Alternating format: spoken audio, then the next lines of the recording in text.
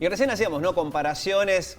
Como toda comparación a veces es odiosa porque estos son dos países bien distintos, pero desde el punto de vista argentino veíamos lo que estaba pasando allí con el nuevo presidente uruguayo. El nuestro estuvo en el Congreso, hace un rato mostrábamos partes de su discurso. Lo más saliente tiene que ver con el envío del proyecto de ley para legalizar el aborto. A diferencia del año pasado, esta vez la Argentina cuenta con un presidente que lo impulsa, incluso una vicepresidente que cambió de opinión y ahora también impulsa este derecho para las mujeres. Y habló mucho acerca de la justicia, tanto en la idea de que dejen de ser 12 los jueces federales, los que están en Comodoro Pi, que investigan causas resonantes como las de corrupción, que pasan a ser 50, fusionando con otros tribunales, sino también habló mucho de la injerencia de los servicios de inteligencia en la justicia. A grandes rasgos son los dos ejes de su discurso. Por supuesto duró 1 hora y 20, habló de muchos temas más. Por eso le preguntamos a Raúl Timerman, que es analista político. Ante todo, buen día y gracias por su tiempo. Le preguntamos, Raúl, ¿qué es lo que le pareció lo más saliente de lo dicho por Alberto Fernández ayer? ¿Qué tal? Buenos días. ¿Cómo estás, Diego? Muy bien. Bueno, a mí lo que me llamó poderosamente la atención fue el inicio del discurso, las palabras iniciales después de querido pueblo argentino. Alberto dice, en la Argentina de hoy la palabra se ha devaluado peligrosamente. Y después de decir eso habló 1 hora 20, lo que significa, digamos, muchísimo coraje, porque tiene que tratar de restablecer el valor de la palabra. Por supuesto, en el discurso, aparte de los dos planteos básicos que vos acabas de mencionar, hubo muchos vamos a y muchos queremos. Pero a mí lo que más me llamó la atención es una frase que utilizó, que es el título de un libro de fines de la década del 70, La verdad es sinfónica. La verdad es sinfónica, aspectos del pluralismo cristiano, es un libro de Hans Urs von Balthasar, de finales de la década del 70, y donde lo que destaca es la consonancia y la armonía. Yo no sé si tenés presente, pero durante el final del discurso habló muchísimo del equilibrio. Que es el equilibrio que está haciendo él, ¿no? Dice usted. Cosas para puntualizar.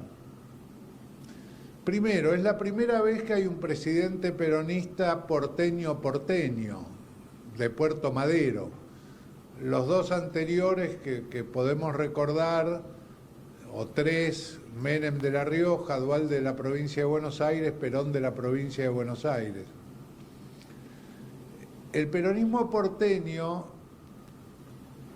la única vez que ganó las elecciones en la ciudad de Buenos Aires fue con un candidato riojano. Sí. Herman González. Herman González, exactamente. Y el peronismo porteño no es igual al peronismo del interior del país, es un peronismo más socialdemócrata. Fíjate que 2 veces referenció a Alfonsín, es decir, fue la persona que más referenció. En Alberto esto no es nada raro, porque él siempre se referencia en Alfonsín y en Néstor Kirchner. Citó también al Papa Francisco, a la que por supuesto le agradeció por lo que hizo respecto al tratamiento de la deuda, y la verdad que en este caso hizo muchísimo, y citó a Manuel Belgrano, que es el héroe preferido de Cristina, pero nunca la nombró a Cristina en todo el discurso. Yo creo que fue un discurso de Alberto al 100%. Si nosotros recordamos los discursos del presidente Macri, eran los discursos elaborados por Marcos Peña y un grupo de elaboración de discursos. Alberto, digamos que en presidencia de esas 60 personas creo que quedan 12 o 13, y Alberto escribe sus propios discursos. Y acá en toda la letra del discurso se nota el input de Alberto Fernández. O sea que yo creo que la gente pudo escuchar a un presidente que es diferente. Es un presidente muy porteño que va a tener que federalizarse, porque no es lo mismo lo que está pasando en el interior del país de lo que pasa en la ciudad de Buenos Aires. Y a un presidente que dijo realmente lo que piensa, que es algo, digamos, poco usual. Ya pasó la época de las elecciones, donde en general opera bastante el marketing político y uno trata de vender una candidatura, y llegó el momento de gobernar. Y en el momento de gobernar, Alberto dice, durante 1 hora 20, dio a conocer su pensamiento. Ese es Alberto Fernández. Estarán los que le gustan, estarán los que no le gustan. Hay una cosa muy interesante. Gustavo Córdoba, que es un asesor político, digamos, un experto en comunicación política de Córdoba, se contactó con todos los que trabajaban en el área de comunicación que iban a escuchar el discurso de Alberto Fernández y les hizo 4 preguntas al toque sobre el final de discurso. Tuvo 73 respuestas y 2 de esas preguntas yo las quisiera destacar, porque las respuestas creo que son interesantes. Una fue: ¿cree que este discurso calma a los mercados y a los factores económicos? Y el sí fue alrededor del 10%. O sea, fue un discurso realista. Empezó con el Estado de la Nación Argentina en números. Y bueno, ese Estado no puede calmar a los sectores económicos. Y lo otro, si creen que este discurso contribuyó de alguna manera a reducir la grieta, y el 55% dice que no. No nos olvidemos que hubo un 41% de los electores que votaron en contra de la propuesta de Alberto Fernández, Sergio Massa y Cristina Kirchner.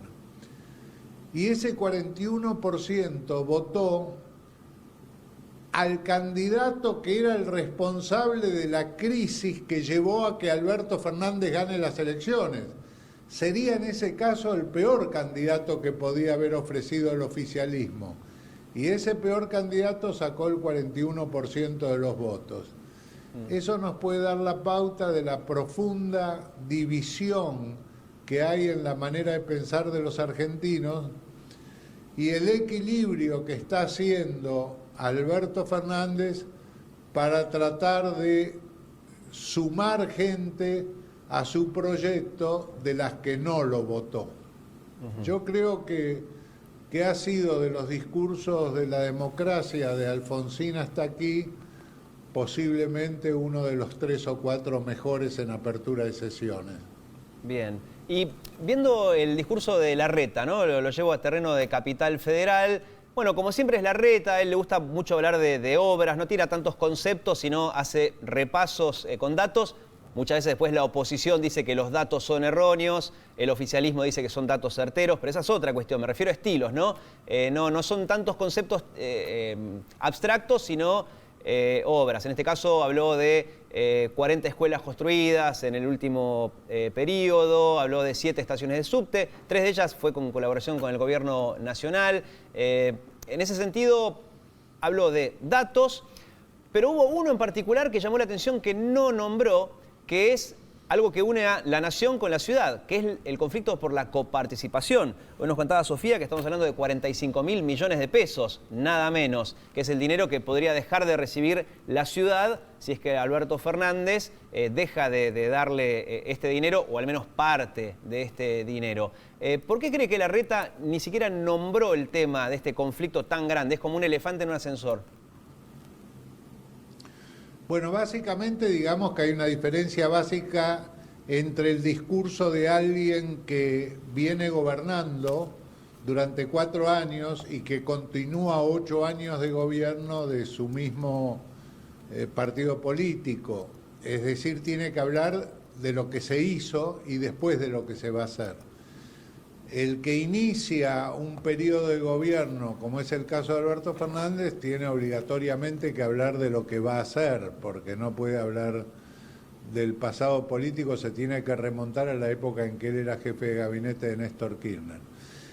Yo creo que Horacio Rodríguez Larreta va a ser un gran candidato a disputar en el espacio de Cambiemos la candidatura presidencial y posiblemente sea el mejor candidato que ese espacio pueda ofrecer.